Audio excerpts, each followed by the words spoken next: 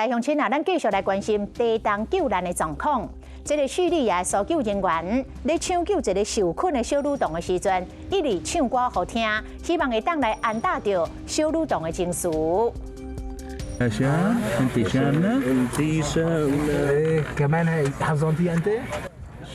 叙利亚北部是这届地震的重灾区，当地一个叙利亚查囡仔穿薄薄的衫，缀伫个土堆底内底，无法度来震动。这个小女生意识清楚，阁会当甲搜救人员来讲话，甚至三不五时阁会握伊的手。搜救人员是轻声唱歌好听，